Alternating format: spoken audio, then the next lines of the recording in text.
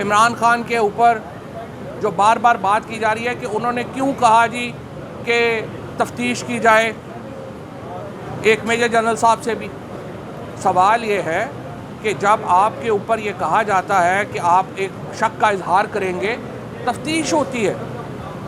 مریم نواز نے ایک sitting brigadier صاحب جو ہیں ان کے اوپر شکایت کی، بلاول بھٹو نے ان کو ہٹا دیا گیا. اس وقت کے ڈی جی سی کو پی ایم ایل این کی شکایت کے اوپر ہٹا دیا گیا. اور یہی طریقہ ہوتا ہے، آپ نے دوسروں کو مطمئن کرنا ہوتا ہے. اگر آپ کے اوپر کوئی الزام ہے تو اس کا مطلب یہ نہیں ہے کہ اس الزام کو ریٹ نہ کیا جائے، بات ہی نہ کی جائے. اس الزام کی تحقیق اور تفتیش ہونی چاہیے اور یہ اطمینان ہونا چاہیے کہ آپ بے گناہ ہیں. طریقہ کار یہ ہوگا، طریقہ کار یہ نہیں ہوگا کہ کوئی سوال ہی نہ کرے، کوئی بات ہی نہ کرے. انشاءاللہ جب بھی ہمیں موقع ملا سی ایم پنجاب محسن نقوی اور خیبر پختونخوا کے چیف منسٹر، ان کو آرٹیکل 6 میں ہم ٹرائی کریں گے، ان کی کابینہ کو آرٹیکل 6 میں ٹرائی کریں گے. کیونکہ 90 دنوں کے بعد آپ جس طرح سے وہ ایڈمنسٹریشن کر رہے ہیں، جس طریقے سے وہ چیکس جاری کر رہے ہیں، یہ سارے ان کے پرسنل اکاؤنٹ سے جو ہے وہ نکلنے ہیں.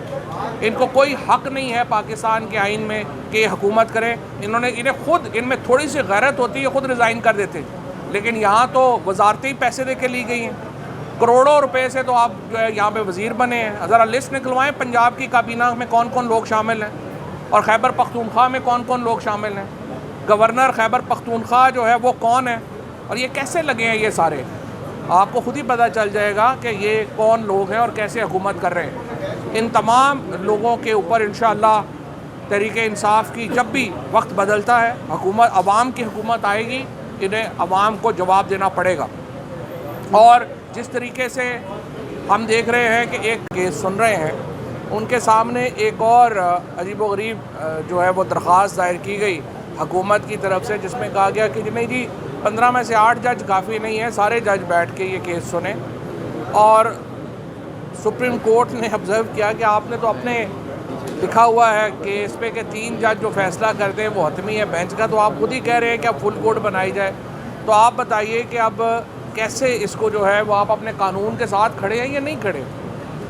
اٹارنی جنرل کے پاس بھی اور نون لیگ کا جو وکیل ہے اس کے پاس کوئی جواب نہیں تھے. آج جس طرح سے جج صاحبان نے انہیں سوال کیا اور جو اس کے اوپر جس طرح سے ہم دیکھتے ہیں کہ وہ بالکل اس خرگوش کی مانند تھے جو کہ فلڈ لائٹ میں آ جاتا ہے. جب شکاری جاتا ہے نا شکار کرنے تو وہ فلڈ لائٹ ڈالتے ہیں تو وہ خرگوش وہیں آنکھیں بند کر کے بیٹھ جاتا ہے. تو آج یہ جو حکومتی وکلا ہیں ان کا یہی حال تھا.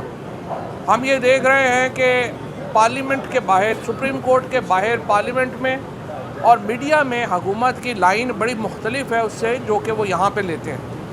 یہاں پہ آ کے وہ بڑی اچھی اچھی باتیں کرتے ہیں، یہاں پہ ججوں کو احکامات کی تعمیل کی بات بھی کی جاتی ہے. آج صبح میں دیکھ رہا تھا میڈیا پہ کہ جی حکومت نے فیصلہ کر لیا ہے کہ پارلیمنٹ کا ریکارڈ نہیں دیا جائے گا. یہاں پہ اٹارنی جنرل کہہ رہے ہیں کہ جی آپ کو وہ سارا ریکارڈ کل صبح مل جائے گا. اب جن لوگوں نے آرٹیکل 68 کی خلاف ورزی کرتے ہوئے وہاں پہ سپریم کورٹ کے ججز کی توہین کی ہے، انہیں نتائج کے لیے تیار رہنا چاہیے. اب آپ ڈر کیوں رہے ہیں؟ جب آپ نے بیان دیے ہیں تو آپ اس پہ قائم رہیں. آپ سپریم کورٹ میں آ کے بھیگی بلی بن جاتے ہیں، پارلیمنٹ کے اندر آپ کی اور جو ہے وہ پوزیشن ہے، میڈیا کے اوپر آپ کی اور پوزیشن ہے. تو آپ ایک پوزیشن لے لیں جو بھی آپ نے پوزیشن لینی ہے، اور ہم تو ظاہر چاہیں گے کہ آپ آئین اور قانون کے مطابق پوزیشن لیں. سپریم کورٹ کو بند کر دینے سے حکومت نہیں چل سکتی.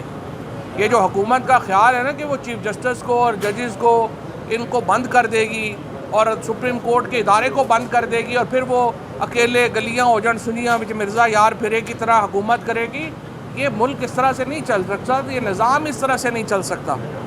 اور اس وقت جو ایک محاذ آرائی بنائی ہے حکومت نے سپریم کورٹ کے خلاف، وہ پاکستان کے لیے خطرناک ہے. پاکستان کی معیشت تو پہلے ہی تباہ و برباد ہو گئی ہے. ابھی آپ نے دیکھا کہ پاکستان کی فورن پالیسی کا حال آپ نے دیکھ لیا. جو بلاول بھٹو انڈیا گئے بغیر سوچے سمجھے منہ اٹھا کے چلے گئے اور وہاں پہ جو بے عزتی کروائی انہوں نے اپنی بھی اور پاکستان کی بھی. آج جو دوسرا ایونٹ ہے جہاں سعودی عربیہ ہوسٹ کر رہا ہے دنیا کے امپورٹنٹ نیشنل سیکورٹی ایڈوائزرز کو، وہاں پہ ہندوستان کے نیشنل سیکورٹی ایڈوائزر موجود ہیں، پاکستان وہاں پہ ریپرزینٹڈ نہیں ہے. پاکستان کے وزیر اعظم اس وقت بادشاہ صاحب کی جو کورونیشن ہے اس میں پہنچے ہوئے ہیں اور مقصد صرف یہ ہے کہ اپنے بھائی کے ساتھ وقت گزار سکیں جو کہ مفرور ہے اور پاکستان نہیں آ سکتے.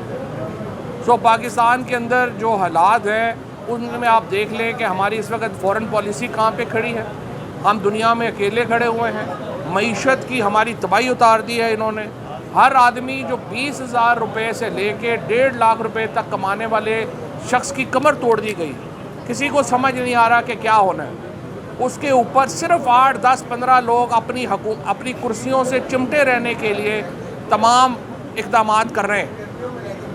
ہم نے پاکستان کے اندر جو چین کے وزیر خارجہ تشریف لائے ہیں انہوں نے بہت اہم پیغام دیا. انہوں نے پاکستان میں اسٹیبلٹی کا پیغام دیا ہے اور پاکستان میں اسٹیبلٹی صرف الیکشنوں سے آ سکتی ہے جب پاکستان کے لوگوں کو آپ یہ موقع دیں کہ وہ اپنے حکمران چوز کریں. آج پاکستان کی 75% آبادی پنجاب اور خیبر پختونخوا کی آبادی نامینیٹڈ گورنمنٹس کے انڈر ہے, نامزد حکومتوں کے انڈر ہے جو غیر آئینی ہے. میں یہ سمجھتا ہوں کہ جس طریقے سے یہ معاملات کو الجھایا جا رہا ہے پاکستان اس میں مکمل طور کے اوپر بحیثیت ریاست سفر کر رہا ہے. چند لوگوں کی جو خواہشیں ہیں ان کے اوپر پاکستان کو چھوڑ دیا گیا ہے اور یہ معاملہ پاکستان کی بدترین معاشی اور سیاسی اور سماجی اور خارجی پالیسی کی صورت میں نکل رہا ہے. شکریہ. سر یہ بتائیے گا کہ آپ نے محسن نقوی